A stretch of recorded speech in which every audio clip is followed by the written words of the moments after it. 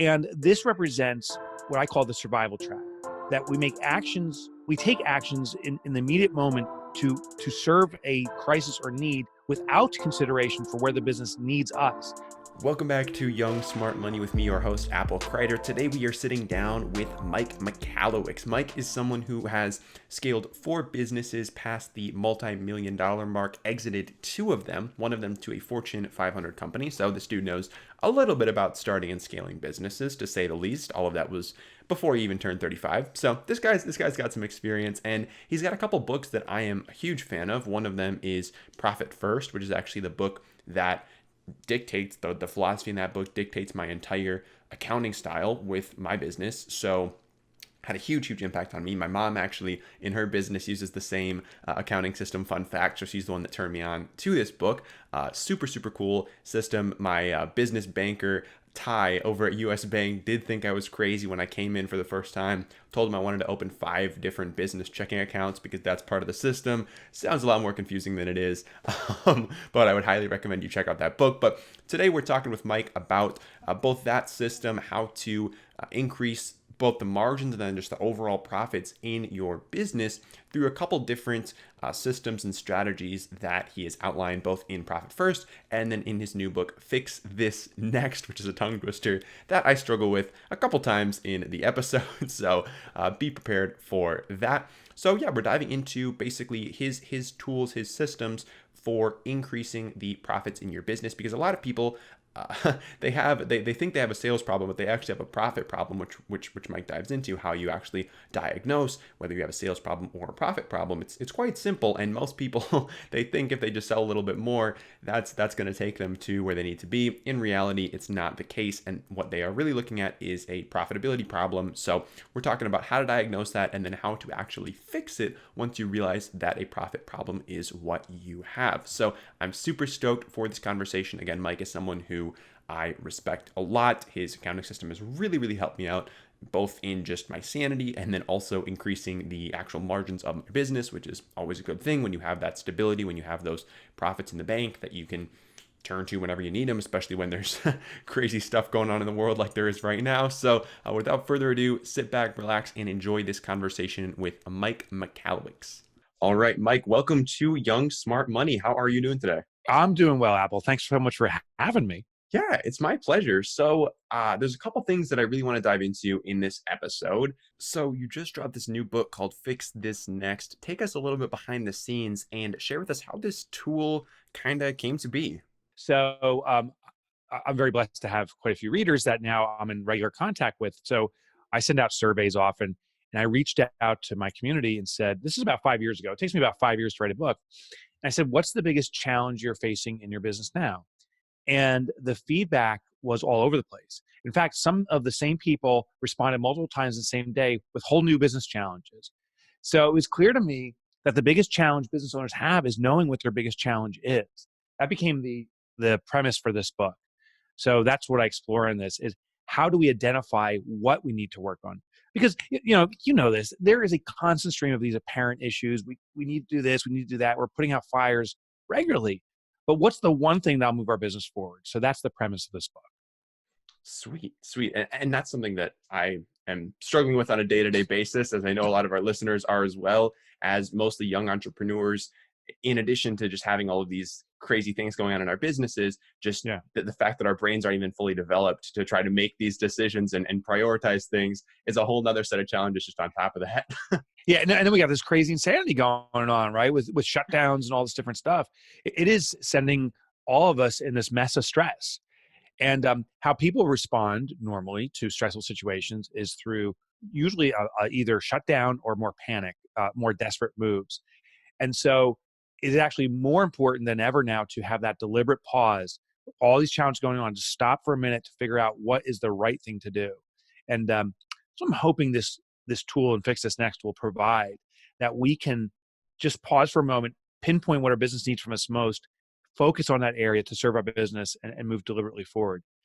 There's actually an example I share in the book that you can do just in your own head, or you can do a piece of paper. But in your mind, or if you had a piece of paper, in the center of like a legal pad, you write the letter A and you put in a circle. And what A represents is where you are in this moment in your business. the crisis moment or the opportunity or whatever it is. But what's this moment presenting? Then draw an arrow away from point A in any direction. And what the arrow signifies is a way to move forward from point A, to get out of point A if it's crisis, or to leap on that opportunity. But now you can draw another arrow in a different direction. So maybe if you drew the first one to the right, you can draw one to the left. And that arrow also gets you out of point A. And you can continue to do this, 5, 10 times. Every arrow you draw in a different direction actually serves you in the moment because you get out of immediate crisis. But now is the next and final step. Draw the letter B in a circle in the bottom left corner of that piece of paper. And if you do that, chances are, and if you've been doing it in your mind, chances are none of the arrows or few of the arrows point to B. They're all over the place. And this represents what I call the survival trap, that we take actions in the immediate moment to serve a crisis or need without consideration for where the business needs us. So point B represents where the business needs us most right now, what we need to do. So if we simply know what to do, if we have A and then we draw point B first, then we know, okay, every consideration I'm making, is it moving me in that direction? We become much more thoughtful, much more deliberate. What many business owners do is you draw this arrow out of point A and you're simply at a new point A. And then we draw another arrow out and start this circuitous pattern. By knowing where to go, we can move in that direction, of course. Sweet. And so much of the book just revolves around like figuring out like where is point B and how do I actually get there? So walk us through some of those tools that you present. How do you figure out where that point B is so that you're actually drawing the arrow to the bottom left corner of the page? Yeah, great question. So the main tool is called the business hierarchy of needs. And what it is devised after is Maslow's hierarchy of needs. So if you're familiar with Maslow's hierarchy of needs, he was a philosopher studying kind of the human needs, and came up with this hierarchy and argued that the foundational need for all of humanity is that we have physiological needs. We need to breathe air, we need to drink water, we need to eat food. Our survival depends on it. But once those needs are adequately serviced or satisfied, we then elevate to the next level need. And the next level need is safety. We need protection from the elements. You're in Minneapolis, the winters out there can get pretty crazy. If you're outside in a t-shirt, when one of those crazy storms comes through, you have to seek shelter. You need clothing. Otherwise, you'll die of hypothermia. So that's a need for safety. But what's interesting is even at this level, the hierarchy starts to present itself. If someone runs up behind you, puts a plastic bag over your head, and wraps duct tape around your throat, now, even though there's this freezing storm coming through, our biologic response is to tear away that bag because we are suffocating. Oxygen takes priority over safety. But once we have that base level need, the physiological needs satisfied, then safety becomes our primary concern. Once that's satisfied in Maslow's hierarchy, there's things called belonging, the necessity for companionship and so forth, and then the highest level, self-actualization. Well, the business hierarchy of needs follows a similar structure with one distinct difference. Every business has fundamental needs. And it's regardless of the business you're in. You can be in manufacturing or professional services. You could be, running a pizza shop, or you could be making equipment somewhere down the road, or anything in between, any kind of business. There's a common DNA. But just like humanity, if you look at the outside skin of people and judge them on their skin, sadly, which we do, we see the differences. But when you peel back the skin, you and I and all of humanity, we're the same. Our biological makeup's identical. Our heart's in the same spot. Like if I went to a heart surgeon because I'm having a heart attack, the heart surgeon wouldn't say, hey, before we get started, Mike, is your heart in your foot, or where do you keep yours? It's always in the chest, of course. So they know exactly what to do, and they can repeat the process. Well, the essence of business is the same. When we need to work on the business, the core biology of the business is identical. It follows Maslow's hierarchy. The base level of all business is sales. Every business needs to produce cash, and that's what sales does. Once you have that adequately addressed, that's your oxygen, the next level of business is profit. Profit translates to stability of an organization. And these levels work in relation. You have to have adequate sales to support profit. You don't need massive sales. And sadly, that's the mistake I see so many business owners make, thinking we're in point A, business is not doing well, we need to sell more, draw an arrow out, when the real need is to, introduce stability to the business, to actually extract profit from what's already exists and concentrate our efforts there. Above profit is the level called order, Order is the creation of organizational efficiency, where there is no dependency on the owner. You don't have to carry the business on your back. And there's no dependency on any linchpin employee. The business is designed to operate even when there's crisis or challenge. The next level above that's called impact. Impact is the creation of transformation. This is where businesses are not just in the transactional component of their business, but they realize their transaction is actually transforming people's lives or have the opportunity to do that. And the highest level is called legacy. That's the creation of permanence. What we want to do with this model, this compass, is we simply ask our questions, always starting at the base, saying, are we creating cash? Are we creating any cash? If so, you have some degree of sales. Then the question is, are those sales adequate to support some degree of profitability? If the answer is no, then you have to generate more sales. But if you have some sales coming in and we investigate profitability, then we start asking, why aren't we profitable from the sales that we do have? Maybe that's where our challenge is. Once we establish profitability, then we can say, now we can introduce organizational efficiency because the business is creating cash, it's financially stable. Now we can introduce efficiencies throughout the organization. And the model continues this way. The last point I want to make is it's not a ladder. You don't like climb to the top of legacy and you just wave at your friends from up there. This is something we cycle through. So you'll be climbing and then all of a sudden something changes and you need to go back to the base. The foundation cracks. What we're experiencing right now with this macroeconomic crisis that's enforcing micro crisis for businesses, a lot of businesses do need to revert back to the base. They need to fix something in profit or sales before they can get back to having the big impact that they were having.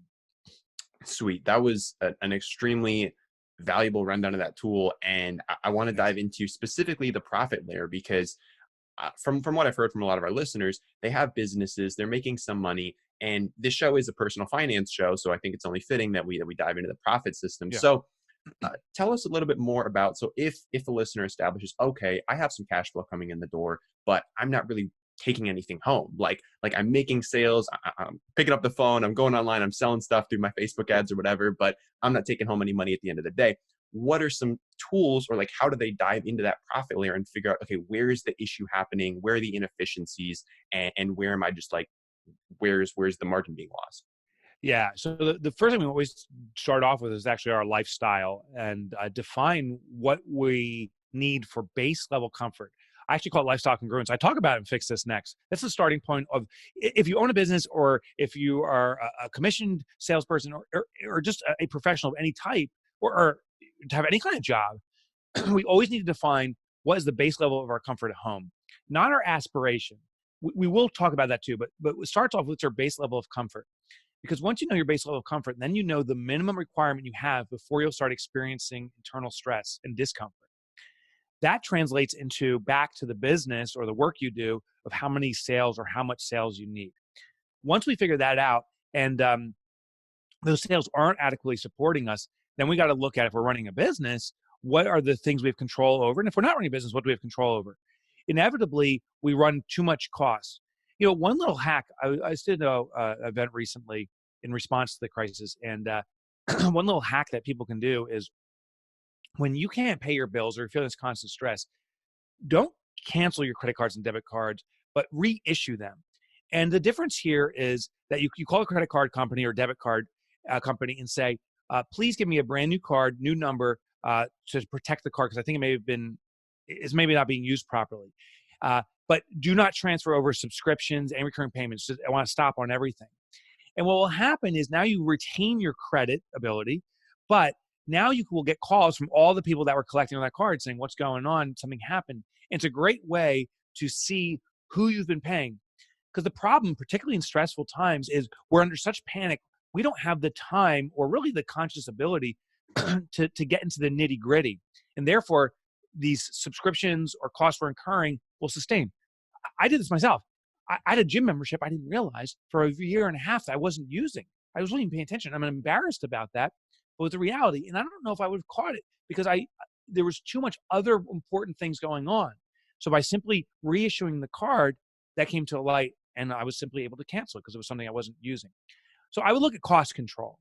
The other element I'd look at is margins. Is there any way we can increase margins? Increasing margin means dictating a higher price point for whatever you're providing and sustaining or reducing the cost. That increases margin. And I think the default protocols from some people right now is we got to cut costs. It's all about cutting costs. But really, it's more about increasing value. What more can you do? And if you do more that really is of service to people, people will pay for that. So there's maybe an opportunity to increase prices or to sustain prices instead of cutting them. So we want to look at increasing value first before we talk about cutting prices, because that's only going to hurt us more in our personal finances. Excuse me. Totally agree. Totally agree. So what have been some good strategies? I really liked that example of getting your cards reissued, because yeah, then everything that's just automatically billing you every single month that you've totally forgotten about and aren't using anymore, just comes to a stop, and you kind of have a chance to reevaluate like what's Yeah. actually important. Yeah. So you want another strategy. So here's one that I love is small business, or if you're an independent professional, or even just for your own tracking. I suggest that everyone, if you use an accounting system, set up an account for COVID. And seriously, like an account that says COVID. And what you do is any expenses you incur to manage the crisis, however it's impacting you. Maybe you got to buy more cleaning supplies. Maybe you have to conduct some meetings and spend time on communication around this. You track it into the COVID account. And the reason is, well, it's really twofold. In the future, there may be reimbursements from the government. There's so much law passing, it's changing so dynamically right now, it's hard to keep with. But there could be insurance or government reimbursements for consequences from COVID. Well, now you have an accounting for it. So it's very easy to produce and say, oh, here's what I incurred because of this. Also, there's the thing called recasting. And if you ever need to prove your performance to an employer, or if you ever have a small business, you need to sell it, and you see this performance dip, now you can say, well, if COVID didn't happen, this time wouldn't have been spent here. These expenses wouldn't have occurred, and the performance would have been so and so. So you can argue for a raise if you're an employee, or if you own a business, you can show to maybe a potential acquirer what your true value would have been. Or if you're seeking a loan in the future, you can point to this blip. So even if you don't have an accounting system, just write a journal tracking the time you spend on COVID. It's a powerful way to point back to this anomaly articulately, so you can explain if anything happens negatively, why this was triggered by this. That's a really, really cool idea. And I'm definitely going to start implementing that, whether it is, yeah, a journal, or even adding another account to the mix and just tracking my Yeah, expenses, because there's definitely been significant ramifications to my business, to my personal expenses, and to a lot of things in my life due to what's going on right now. yeah, exactly. There's a lot of impact, and it's much easier in the moment to say, you know what, I don't have to worry about that. I just gotta get stuff done, and I'll get back to that. But there's a lot of stuff happening every single day. A quick journal entry or accounting entry can take less than 30 seconds, and you'll be grateful. You'll be grateful in the future. Absolutely. So another topic that I'm really interested to hear your thoughts about are those entrepreneurs who say they're reinvesting their profits back into the business. Because a lot of young people, especially, they tell me, well, if I wanted to be making money from my business, I could be, but I'm just reinvesting all of my profits into marketing, or into improving my Yeah. product, or into all these different things. What are your thoughts on that? Yeah, so I'm pretty callous about that. There is no such thing as reinvesting or plowbacks. Those are terms we use, and they're soft, nice, comfortable terms, but it means your business is not profitable. There's something fundamentally flawed with your business. So, I wrote a book called Profit First, and well, until the shutdowns where you can't travel or speak anymore, tons of speaking engagements. And when I'm on stage, I do this presentation on Profit First, and I remember this one business owner came up. He had a nice size small business, like a $3 million business.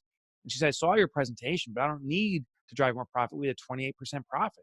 I'm like, wow, that's for any business, that's a good number. I said, tell me, what did you do with it? How did you celebrate? She's like, put it back in the business. I plowed it back.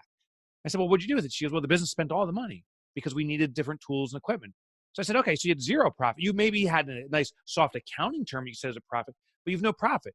Profit in the truest sense is cash left at the end of the day for only two purposes. One is for reward to the shareholders, or one is retention by the company for the ultimate reward to the shareholders. Profit is something that gets sent to the people that sent the business, or started or run the business, or own the business. So when we use plowback or reinvest, I challenge those people saying, those are all expenses. Why are you running why is there so much expense? I challenge people to become more innovative in how they use their money and retain that profit. Here's the most interesting thing. If you take your profit first and you hide it away from your business, you pay yourself first, you hide it away from yourself, your lifestyle adjusts, your business adjusts. You'll surprise yourself how innovative you become. And that, to me, is the essence of a good business. We need that discipline from day one, because as we grow, profit becomes even more important. You can't live off fumes forever. I totally agree. And I think for a lot of people, myself included, before I read Profit First, like it was a lot easier to think about that than to actually do it, because in my mind, I'm like, well, I could take that, but if I just put it back in and spend some more on marketing or spend some more on whatever, Yeah. then like maybe I could get a little bit farther. And then maybe tomorrow I could take the profit, and then tomorrow I could take the profit. So what do you say to that person who's like, I think I understand that, but I just want to put it back in and make it grow even more right now? Yeah, two things. First of all, realize you're giving loans to the company. So in action, what I would do is actually take the money out as a distribution and I'd loan it back to the company. So you have something on the records, and you don't have to physically do that, but do that in the accounting record. And you'll see it changes your mind shift, because now it's, once we possess something, it's human nature for us to put more significance in. It's called loss aversion. If I buy, like I see a nice red sports car I want to own one day in the parking lot of some dealer, I may say that's exciting, I can't wait to have it one day. But if I make the effort and one day have it, well, now it's my baby. And I will do anything to retain it. And if I can't even afford those payments, I'll drop the insurance, I'll keep it locked in the garage, I'll never drive again because it's my baby. So we have more pain associated with losing something than desire to gain something, is the point. So once we give ourselves that distribution of profit, and then we put back in the business, the actually pain becomes much greater than just never touching in the first place. So I would do that as a first step, because now you really value that money. Second step is now that it's a loan, we have to do what's called debt leveraging. Debt leveraging is where you know that when you make an investment, exactly what return you'll get. If Apple, if you gave me $100 and I said, oh, thank you so much, and I was able to make $200 a month from now on that $100, that's called debt leveraging. Because what I can do now is pay you back the 100 I owe you plus interest and have a return for me. But most people do instead of doing an ROI, a clear return on investment calculation, instead they just guesstimate and say, you know what, I really got to do more marketing. Everyone else is doing it. And these are called pot shots. Pot shots are very dangerous. There's no empirical data behind it. It's just a guess. And many of it fails. They're like, well, you know what, it didn't work, or I didn't really even think about it. But at least, it was our profit in the business anyway, so let's do this again. And we really put very little significance in that money, which undermines the health of the company long term. As an outside investor, I'm like, no way do I want to invest in a company where the owner is flippantly making decisions without calculations. It's not profitable. So we really need to get empirical data and ensure we're doing debt leveraging, not pot shots. Totally agree. So for someone who currently is taking next to zero profits, what are some good first steps other than just knowing like, okay, I need to start taking profits out of my business? What are some first steps they can start taking to turn that from just an idea into a reality? Yeah. So I talk about that extensively in Profit First, and I reiterate it in Fix This Next. What we do is we set up an account. What I found is most small business owners, if you're like me, I don't read my accounting statements. I don't tie in the cash flow to balance sheet. Actually, I don't even know how to read a balance sheet, honestly, or a cash flow statement. The one thing I can kind of read is an income statement. But what we're supposed to do is tie those in together, because collectively they show all the elements of the business. So instead, I follow a different system. What I do is bank balance accounting. I log into my bank account and I follow a real simple rule.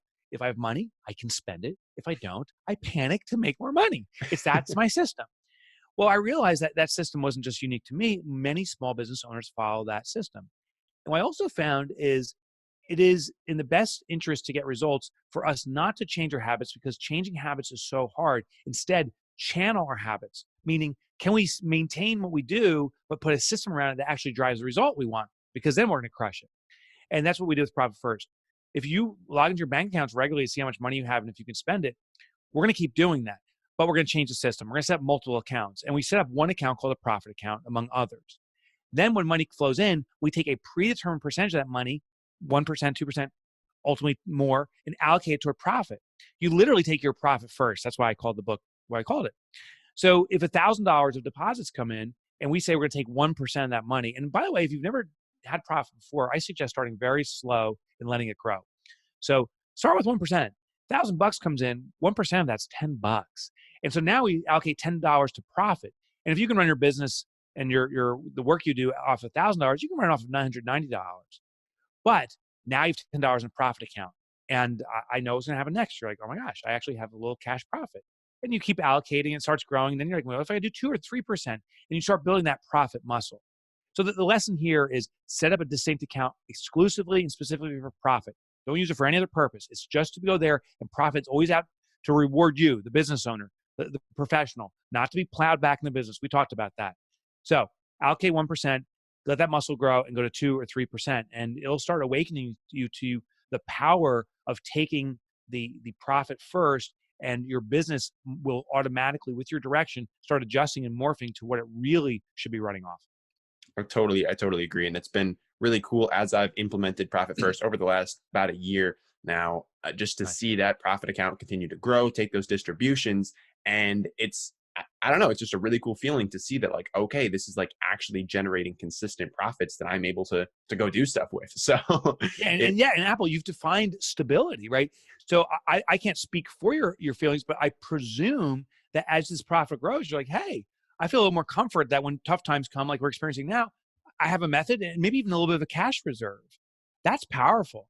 It's sad. So many businesses, as I'm watching this, this started all the way back in the beginning of March. In the beginning of March, when it really kicked off, right? So March, April, now May, that businesses right on like a week or two into this didn't have enough stability in the organization, a plan for profit, that they couldn't even make it a week or two without going out of business.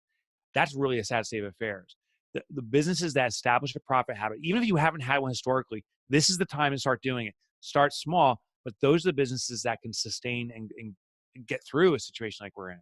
I totally agree. And there's this restaurant that I actually used to work at that's about a mile away from my house that was in the newspaper here because they, within about a week of things hitting the fan, they couldn't pay their employees. Their employees didn't get paid for their last 2 weeks of work because the owner was out of money. And the owner, she was filing for unemployment. She had nothing to pay these people for, and they'd been working for her for the last couple of weeks. They didn't get their tips. They didn't get their salary. They didn't get anything. So, I mean, that just shows how many businesses, they're just running on razor thin margins that if something slips up, they're done. It was Warren Buffett. I'll probably bastardize what he said, but Warren Buffett, I think, said, as the tide goes out, or when the tide goes out, you see who is swimming naked. And that's what we're experiencing now. And that's why so many businesses have gone out. During a booming period or a strong period, you can live week to week or check to check. But the second there's one blip, either in a micro basis, like you have one problem with your business, or a macro, it puts you out. And that's a shame. That's a super shame. Yeah, it sucks because a lot of those people there, I still know them, and they're just out of luck. Yeah, they're screwed. Yeah. Dang. Well, I'm sorry to end on a bummer, Mike, but I really do appreciate your time here. Where can the listeners go if they want to follow up with you, learn more about Fix This Next, or Profit First, or any of your other books and engagements? I actually have 2 spots. So with Fix This Next, I suggest going to fixthisnext.com. And the reason you can go there is there's information on the book and so forth, but there's a free evaluation. You can evaluate your business or your career immediately. It's 25 questions, and it'll pinpoint, here's where you got to concentrate your attention. So it's a real good compass, and it's free. There's no download or anything. You just click it, it gives you the answer, and you're off to the races. And then if you want to pursue Fix This Next, so there's details on the book. And then for the kind of my domain of books I've written, because I've written quite a few now, you can go to mikemotorbike.com. It's actually Mike Michalowicz, but no one can spell that. My nickname in high school is Mike Motorbike. I've never driven a motorcycle. I have no desire. But you can go to Mike Motorbike, as in the motorcycle.com, and you get my books. I used to write for the Wall Street Journal. You can get those articles for free. And I have a podcast called Entrepreneurship Elevated. You can access through MikeMotorbike.com. Sweet. MikeMotorbike.com, fixthisnext.com are You the nailed it that places to go. Third time's the charm. All right, Mike, any last closing thoughts you want to leave the listeners with today? Yeah. Just listen, whatever you do, if you own a small business, if you have a career and you're working with a small business, the world just punched us in the face, right? I mean, we got a bloody nose and a black eye, and the world, as it punched us in the face, said, I need you more than ever now. So it's kind of sad. It's kind of ironic, but the reality is the world needs us to step up. So let's step up and start pushing hard. I know it's not going to be easy, but we will get through this. And if you push hard, you will be the leader getting us through this. So good luck. Words of wisdom. Thank you so much for your time, Mike. I really appreciate it. Thank you.